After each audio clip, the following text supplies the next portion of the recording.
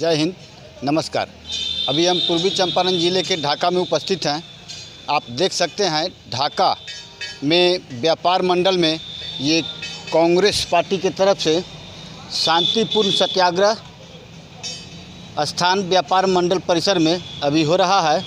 इसमें ढाका में इम्तियाज़ अख्तर जो कांग्रेस कमेटी के अध्यक्ष हैं ढाका के, चलिए आगे हम चलते हैं, इन लोगों से जानते हैं कि इन लोगों का क्या मांग है।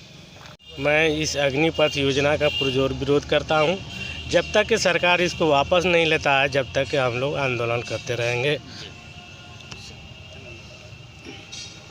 जिला परिषद के सदस्य मैं पूर्व जिला परिषद ढाका 48 से जहांगीर आलम।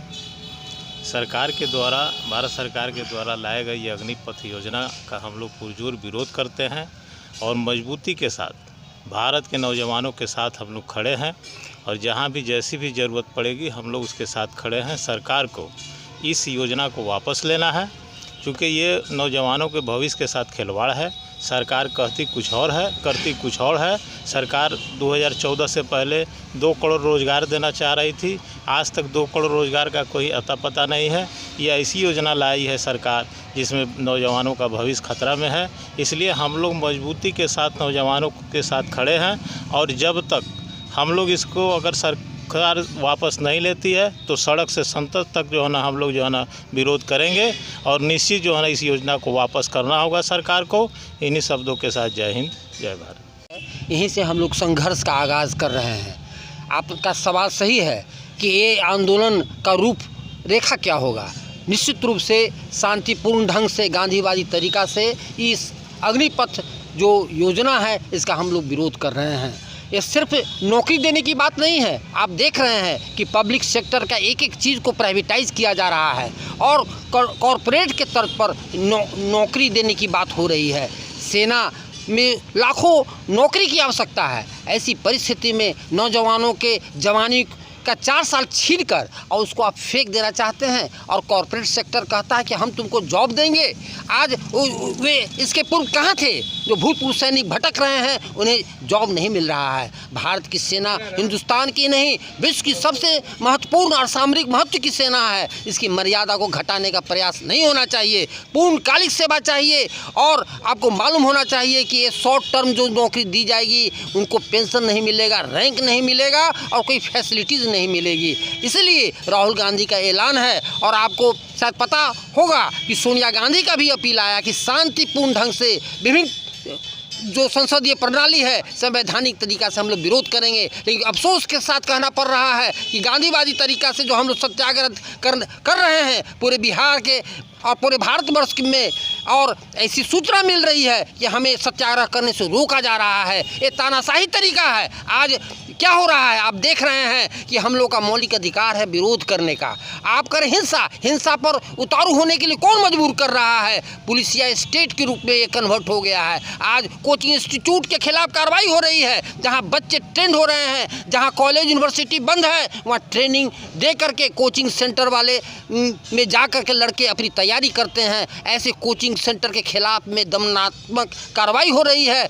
छात्रों के और नौजवानों के भविष्य को बिगाड़ने का काम किया जा रहा है। मैं इसकी घोर निंदा करता हूं और मैं मांग करता हूं कि राहुल गांधी का जो ये संकल्प है कि यथाशीघ्र इस जन विरोधी और नौजवान विरोधी ये जो अग्निपथ योजना है इसको वापस ले और पूर्णकालिक फुल टाइम जॉब नौजवानों को दे। और इतना ही नहीं, सेना ही नहीं, जितने पब्लिक सेक्टर हैं, जितने भारत सरकार की योजनाएं हैं, एजेंसियां हैं, कल कारखाने हैं, उसमें भी लोगों को नौकरी मिले। यूनिवर्सिटी में अभी आप देख रहे हैं कॉन्ट्रैक्ट बेसिस पर उनकी नियुक्ति हो रही है। क्लास नहीं हो रहा है, सिर्फ परीक्षा हो रही है। लड़के भटक रहे हैं। ऐसे जगह पर जहाँ बड़े पैमाने पर वैकेंसी है, मैं मांग करूंगा कि उस वैकेंसी को भी पूरा किया जाए। और आप मीडिया के माध्यम से हम तमाम लोगों से अपील करते हैं कि जो सरकार की जो गलत नीति है, केंद्र सरकार द्वारा ज़बरदस्ती थोपे गए अग्निपथ योजना के विरुद्ध पूरे बिहार में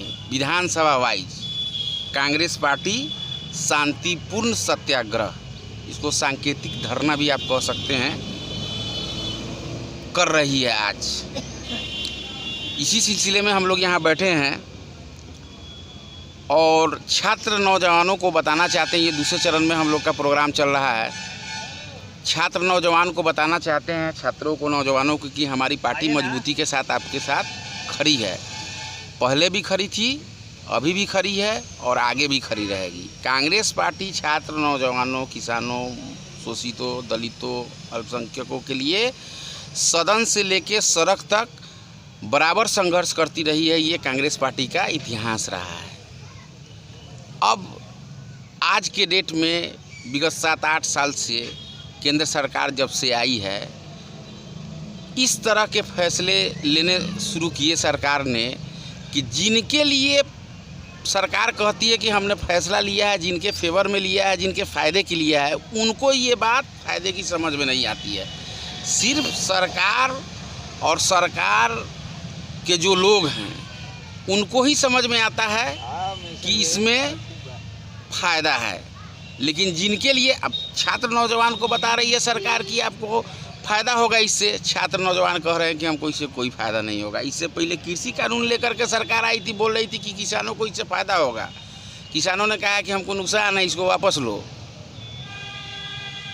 इससे पहले भूमि सुधार बिल लाया गया था, उसमें भी उसके बहुत फ़ायदे गिनाए गए थे, उसको भी वापस लेना पड़ा, लोगों ने एक्सेप्ट नहीं किया। CAA लाए और बताया कि इससे देश को फ़ायदा है, लोगों ने कहा कि नहीं फ़ायदा नहीं है। प्रोटेस्ट शुरू हुआ, बीच में कोरोना वगैरह का मामला हुआ, तो विगत बात है। सरकार जिसके लिए फ़ैसला लेती है, केंद्र सरकार, उनको ही ये बात समझ में नहीं आती है। चूँकि सरकार के फैसले में ट्रांसपेरेंसी नहीं है, पारदर्शिता नहीं है। और 4 साल का जॉब देने के लिए आप बात करते हो सेना में नौजवानों को, छात्रों को, और उसके रिटायरमेंट के बाद आप अडानी और अंबानी का गार्ड उसको बनाना चाहते हैं, जिसके लिए न छात्र तैयार हैं और न एक सशक्त विपक्ष की भूमिका में कांग्रेस पार्टी इसके लिए तैयार है। कांग्रेस पार्टी इसका पूरा विरोध करती है। खुद 71 साल में शासन व्यवस्था चलाते हैं और 22 साल 23 साल के नौजवानों को कहते हैं कि हम आपको रिटायर कर देंगे। रिटायर करने के बाद उनका क्या भविष्य होगा, ये सरकार ने अलग अलग उनके प्रवक्ता, पार्टी के नेता बयान देते रहे हैं, लेकिन स्पष्ट कुछ हो नहीं पाया है कि उनके बाद क्या होगा। नवंबर में 20 में एयरफोर्स की बहाली के लिए वैकेंसी आई थी, एग्ज़ाम हुआ था, CSAC ने उसको रद्द कर दिया। जंतर मंतर पर इसका विरोध हुआ। राजनाथ सिंह जी ने आश्वासन दिया कि आप लोग के साथ न्याय होगा, लेकिन ऐसा नहीं हुआ। सरकार कहती कुछ और है, करती कुछ और है, उसके कथनी और करनी में फ़र्क है।